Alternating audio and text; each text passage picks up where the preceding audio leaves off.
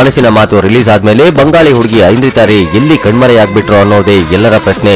ಈ ಬೆಡಗಿ ಈಗಾಗಲೇ ಸದ್ದಿಲ್ಲದೆ ದಿಗಂತ್ ಜೊತೆ ಪಾರಿಜಾತ ಸಿನಿಮಾದಲ್ಲಿ ಅಭಿನಯಿಸುವಾಗಿದೆ. ಅಷ್ಟೇ ಅಲ್ಲದೆ ಆಂಡಿ ಮತ್ತು ಲೂಸ್ಮಾದ ಅಭಿನಯದ ಧೂಳ್ ಸಿನಿಮಾ ಕೂಡ ರಿಲೀಸ್ ಆಗಬೇಕಿದೆ. ಸದ್ಯಕ್ಕೆ ಐಂದ್ರಿತಾ ಪುನೀತ್ ಜೊತೆ ಪರಮಾತ್ಮ ಶೂಟಿಂಗ್ ನಲ್ಲಿದ್ದಾರೆ. ಇದಾದ ಮೇಲೆ ತಮಿಳಿನ ಒಂದು ಸಿನಿಮಾದಲ್ಲಿ ಅಭಿನಯಿಸೋ ಸಾಧ್ಯತೆ ಕೂಡ ಇದೆಯಂತೆ. ಒಟ್ಟಿನಲ್ಲಿ ಬೇರೆಯವರ ತರಹ ಸದ್ದು ಮಾಡದೆ ಐಂದ್ರಿತಾ ಸಿನಿಮಾಗಳಲ್ಲಿ ಬ್ಯುಸಿಯಾಗಿರೋದಂತೂ ಸತ್ಯ.